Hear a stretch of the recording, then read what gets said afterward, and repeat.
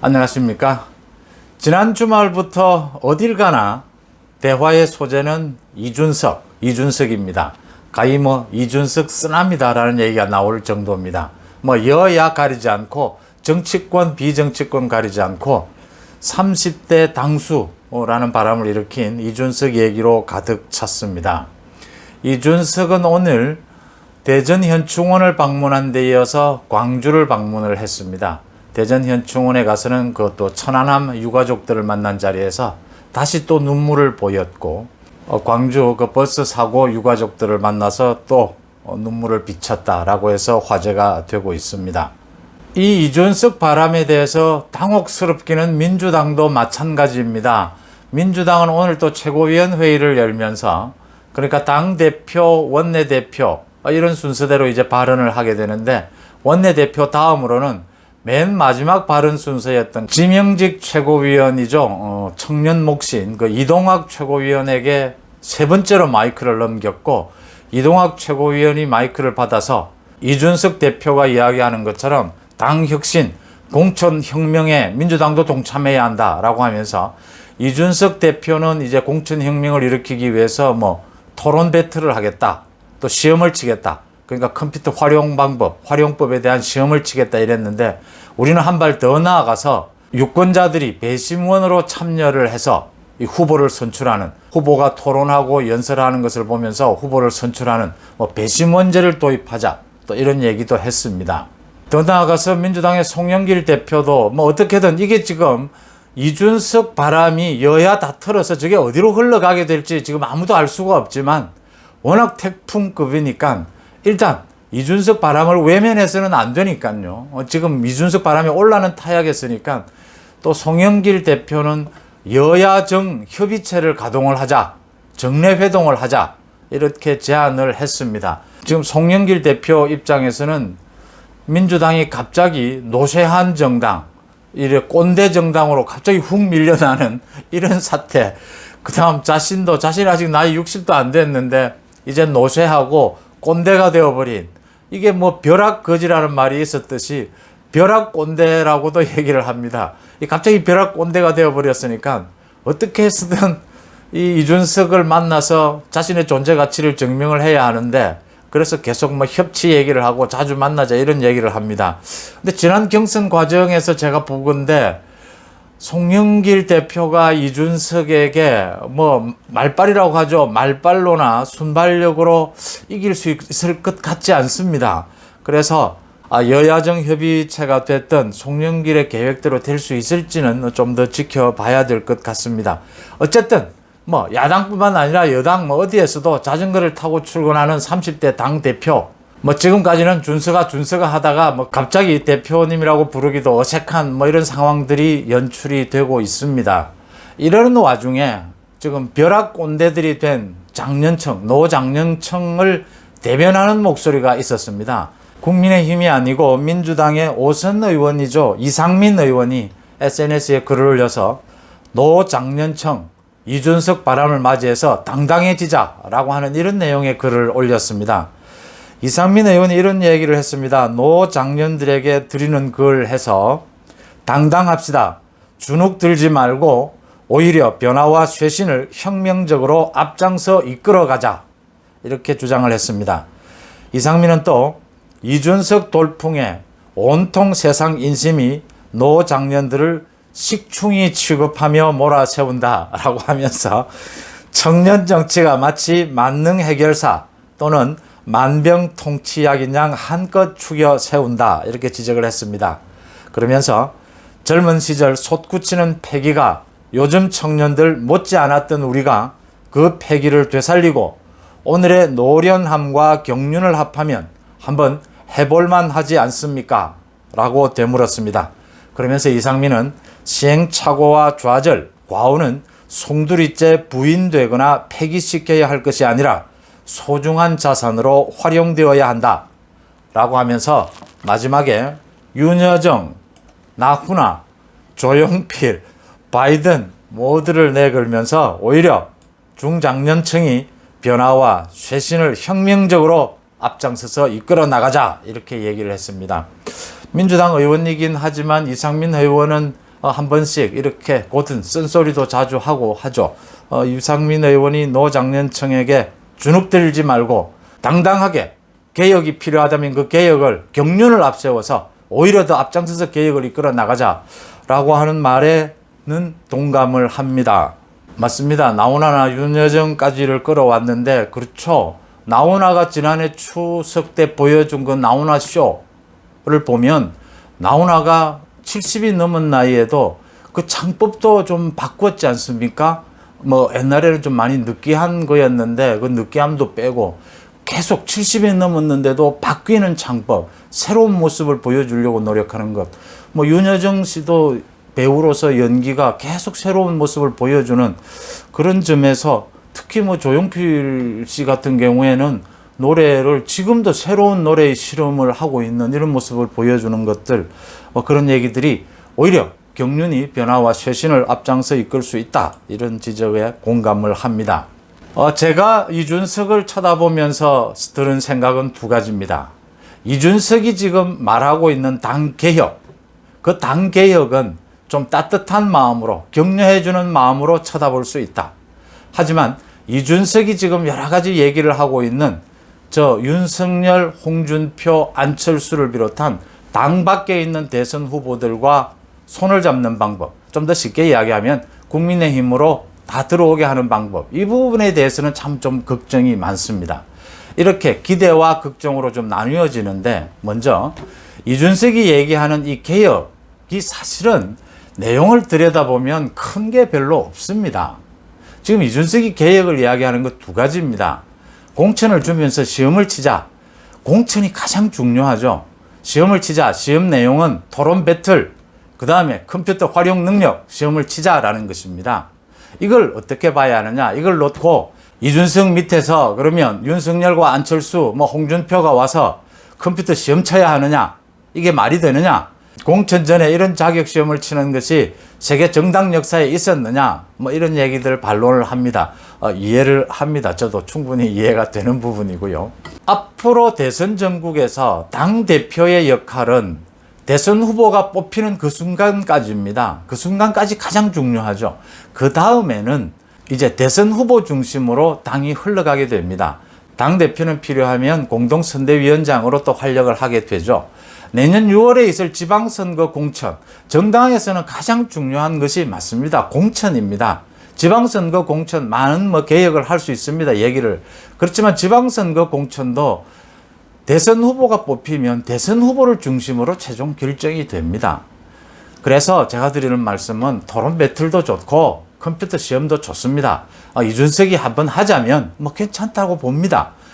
경쟁하고 이렇게 경선하면은, 치열하게 경쟁하면은 일단 국민들이 재밌어 합니다. 좋아합니다. 요즘 많은 프로그램들, 노래 프로그램 이런 걸 봐도 뭐든지 경선하지 않습니까? 그래야 재미있거든요. 지금 이준석이 얘기하는 것은 국민들에게 많은 관심을 불러일으켜서 이 국민의힘이 바뀌고 있다는 모습을 보여주기에, 시험 치는 정당, 공부하는 정당의 모습을 보여주기에 이 배틀, 토론 배틀과 컴퓨터 시험을 치는 게 어떻느냐 아이디어를 냈습니다. 컴퓨터 시험 먼저요. 컴퓨터 시험 이렇게 어디 회사에 다니셨거나 공직에 계셨거나 하는 분들은 이미 10년이나 20년 전에 이거 1차로 겪었던 문제입니다. 이 20년 전쯤에 어느 회사마다 다 컴퓨터 교육을 하게 했죠. 그 다음 컴퓨터 시험을 치게 했습니다. 그때 컴퓨터 시험을 어떤 형태로 치느냐 이런 거 가지고 이제 젊은 층과 나이 든 층이 옥신각신 했던 이런 기억들을 갖고 있을 겁니다. 지금 누구나 다 컴퓨터는 쓰고 있지 않습니까? 컴퓨터 그걸 시험을 치겠다는 건데 이준석도 얘기를 합니다. 이걸 1등, 2등, 3등 가리겠다는 게 아니고 운전면허증처럼 자격시험이 아니냐. 어느 정도 수준이 된다, 안 된다. 이거라도 구별을 하자. 그래야 제대로 된 교육을 할 수 있지 않겠느냐. 물론입니다. 토론이나 컴퓨터 교육. 당에서 교육하면 됩니다. 당원들을 대상으로 또 공천 후보자들을 대상으로 누구나. 그렇지만 교육이 잘 안 되니까 이렇게 시험 치는 형식을 가져보자. 여기에는 이런 부분이 있습니다. 그러니까 우리가 공천이 가장 중요한데 그동안 계속 공천에 대해서 말이 많은 게 이 개파 이야기가 나오고 문제가 되는 게 밀실 공천, 정실 공천이지 않습니까? 이 공천을 도대체 무슨 기준으로 할 것이냐. 이 부분이 너무나 어려운 부분입니다. 이 정치가 너무나 어렵다는 것이 이준석도 알고 국민도 알고 많은 내년에 선거에 출마할 대선 후보들이나 지방선거 후보들도 아는 내용입니다. 컴퓨터 시험 친다고 토론 잘한다고 정치 잘하는 거 아닙니다. 공무원 시험 잘 치고 성적 좋다고 좋은 공무원 되는 거 아닙니다. 다 알고 있습니다. 그런데 이 공천이 워낙 복잡하고 문제가 많은 거니까 좀 객관적인 틀을 한번 만들어 보자. 어떤 시도를 해보자. 이런 취지거든요. 그렇다면 이게 좀 문제가 있더라도 좋다. 우리가 노장년층이라 하더라도 젊은 층을 컴퓨터 시험을 쳐서 이길 수야 있겠습니까? 젊은 층만큼은 할 수 있다. 대신 커트라인은 좀 낮춰달라. 40점이면 40점 이렇게 좀 낮춰서 장년층도 얼마든지 도전해 볼 수 있다. 컴퓨터를 또 쓰지 않는 건 아니잖아요. 다 어느 정도는 알거든요. 또 젊을 때 다 어느 정도는 공부를 해봤지 않습니까? 그렇고요. 토론 마찬가지입니다. 이 토론 많이 연습해야 되고 공부해야 합니다. 말하는 것도 훌륭한 정치 언어고 침묵하는 것도 훌륭한 정치 언어죠. 토론을 하게 되면 많은 것들, 경륜과 표정, 이미지, 많은 것들이 드러나게 되죠. 시험을 치지 않더라도 배틀, 경쟁을 하지 않더라도 언제나 공부해야 되는 정치를 하고자 하는 사람들은 기본적인 자질이죠. 거기에 대해서도 좋다, 해보자. 토론을 붙어서 젊은 사람들과 경륜을 가지고 토론을 해서 말을 번지르르 잘한다고 토론 점수 따는 거 아니지 않습니까? 져야 될 이유는 없지 않습니까? 꼭 젊은 사람들에게 이길 수야 들어 없겠지만 컴퓨터나 모든 것에서요. 질 이유는 없다라는 것입니다. 왜 윤석열이와 안철수 내년 지방선거 때부터 시험을 치겠다고 하는데 저는 제안을 합니다. 이준석 대표 그러지 말고 대선 후보들부터 시험을 치십시오. 괜찮다고 봅니다. 이준석 대표가 대신 감독관으로 와도 오는 것이 훨씬 좋다고 봅니다. 국민들이 더 재밌어 할 테니까요. 더 관심을 끌겠죠. 지금 이 이준석 바람을 어떻게 해서든지 이 대선 후보 경선으로까지 이어져 가야 되지 않겠습니까? 이제 곧 민주당이 경선을 시작하게 될 텐데 민주당의 경선에 대한 관심보다 국민의힘, 야권의 경선에 관심이 더 쏠리도록 해야 하지 않겠습니까? 이준석 대표가 심사위원으로 나오십시오. 이준석 대표가 그렇게 토론을 연구 많이 했고 또 잘한다고 자신하니까 또 컴퓨터 공학 전문가지 않습니까? 이준석 대표 밑에서 이준석 대표 앞에서 안철수, 윤석열, 홍준표 다 모여서 컴퓨터 시험, 토론 배틀 시험 쳐봅시다. 노장년층이 청년들에게 배우겠다, 한번 해보겠다라고 생각한다면 져야 될 이유는 하나도 없다라고 봅니다. 다 이미 어느 정도 알고 있고 다 숙련된 것들이고 다 그런 것들입니다. 순발력이 좀 떨어진다 이런 부분은 있겠지만 그것으로서 승부가 나지는 않을 것이다. 저는 이렇게 봐서 이런 부분은 사실은 큰 문제가 되지 않는다. 좀 있으면 당대표의 역할도 거의 없어진다. 얘기하는 것을 이제 여러 가지 공론화 과정을 거치게 되겠죠. 거기서 좀 다듬고 고쳐서 제도로서 한번 실행해 보는 것도 괜찮다. 이런 것도 한번 실행해보고 또 다른 것도 해보고 이 공천이라고 하는 문제를 이 굉장히 복잡한 이 문제를 어떤 객관적 기준으로 할 방법, 객관화시키는 방법 조금이라도 더 그 방법은 없겠는가 찾는 과정이다 이렇게 생각한다면 굳이 이렇게 문제가 있다 이렇게 볼 필요는 없다. 제가 이준석이 말하는 개혁은 같이 박수를 치면서 어지간하면 호응해주자 라는 말씀인데 이제 우려가 되는 이 부분은 꼭 말씀을 드리고자 합니다.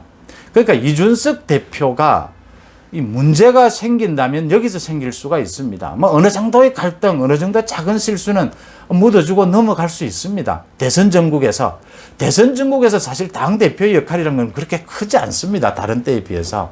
가장 큰 문제는 이제 윤석열, 홍준표, 안철수로 대표되는 국민의힘의 이분들을 입당시키는 문제에 있어서 이준석이 만약에 여기 조금이라도 실수가 있어서는 안 된다라는 부분입니다.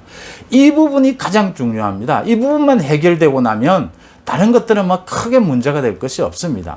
여기에 대해서 이준석 대표가 취임한 뒤에도 이제 많은 인터뷰를 통해서 여러 가지 이야기들을 하고 있습니다. 현재까지는 좀 도발적이고 발칙한 말들이 있어도 괜찮습니다. 근데 지금부터는 좀 말수를 줄이고 무게감을 좀 줘야 한다. 왜냐하면 이게 워낙 예민한 문제이기 때문입니다. 그동안 정치사에서 수많은 합당, 뭐 후보 단일화 보아왔지 않습니까? 정말 작은 문제로 인해서 많은 것들이 뒤틀리는 그런 경험들도 봐왔습니다. 이준석 대표가 이렇게 당당하게 말하는 건 이유를 제가 압니다. 그게 20, 30대들의 스타일이죠. 복잡한 것을 생각하지 않습니다. 그런 것들이 없다라는 겁니다. 물밑에서 계산할 것 없다. 지분 계산할 것 없다. 뭐 이런 얘기입니다. 우리는 그런 계산하지 않겠다. 당당하게 다 드러내놓고 얘기하자. 이런 겁니다. 좋습니다. 이 이준석의 정치 언어에 당 밖에 있는 많은 대선 후보들도 좀 맞춰주고 이해력을 높일 필요가 있습니다. 더불어 이준석 대표도 굉장히 좀 조심해져야 한다. 제가 유튜브를 이미 했습니다만 이준석이가 취임하는 그 금요일 당일날 안철수와 윤석열의 메시지는 나오지 않았다라고 했는데 그 다음날 토요일 지난 주말에 윤석열과 안철수의 메시지도 나왔고 물론 홍준표 의원의 메시지도 나왔고요. 그래서 세 사람 다 모두 이준석과 어떤 형태로든지 굉장히 교류를 가졌다 나왔습니다. 안철수와는 직접 만났기도 했고요. 또 윤석열과는 뭐 여러 가지 문자 메시지를 주고받았고 뭐 덕담들이 오고 갔겠죠. 홍준표 의원과도 많은 얘기들이 오고 갔습니다. 거기에는 이준석이 생각하는 윤석열에 대해서 생각하는 여러 가지 뭐 견제라고 볼 수도 있고 수많은 해석을 낳게 되죠. 이제 당 대표의 말이니까 안철수에 대한 말도 많이 오고 가고 홍준표의 복당 부분도 많은 얘기가 오고 갔습니다. 지금까지 정도는 괜찮습니다. 그런데 굉장히 앞으로는 더 좀 조심할 필요가 있다. 신중해져야 될 필요가 있다. 이 말씀입니다.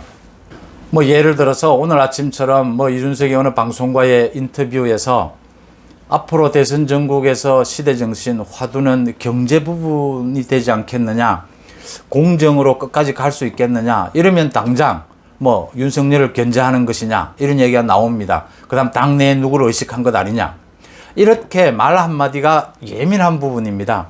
안철수와의 합당 부분에 있어서도 마찬가지입니다. 저는 토요일을 만난 이후에 이제 양당이 실무 합당 추진단을 만든다고 합니다. 그래서 바로 접촉을 한다고 하는데 또 이준석은 뭐 안철수와의 합당이 잘 될 것이다 이렇게 얘기를 하고 안철수는 뭐 이제 기득권을 버려야 한다 이렇게 또 견제구를 날리기도 했습니다. 여기에서도 말 한마디가 가져오는 충격파가 크다는 점을 충분히 고려를 해야 되고요. 홍준표 복당에 있어서도 홍준표 의원이 오늘 얘기를 했습니다. 뭐 축하를 하면서 쇼타임은 끝났다. 이제 이준석 대표의 실력을 보여줘라.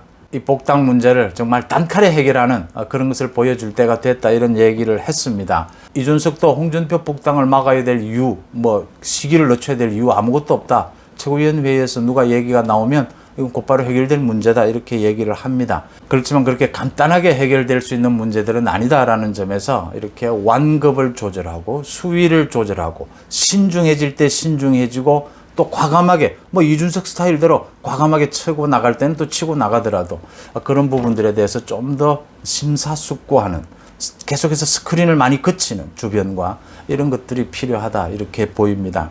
지금 야권의 많은 지지층들, 국민들이 이준석을 바라보는 것 기대와 우려입니다. 이준석 대표는 당을 혁신적으로 바꾸겠다라고 이야기를 하고 이준석 대표가 짊어지고 있는 가장 중요한 문제는 야권 대통합, 야권 대선 후보, 단일 후보를 선출하는 부분입니다. 이준석 대표가 이야기하는 당을 쇄신하겠다라면서 얘기하는 부분들에는 가급적 자그마한 실수가 있어도 박수를 쳐주는 것이 어떻겠느냐. 그 다음 정말 중요한 과제인 야권 대통합, 대선 단일 후보를 뽑는 이 과정에 대해서는 당 안팎에서도 공식적인 기구를 통해서 또 비공식적인 어떤 모임을 통해서라도 이준석에 대해서 철저하게 견제하고 안정을 찾도록 유도해가는 그런 노력들이 필요하다 이렇게 보입니다. 고맙습니다.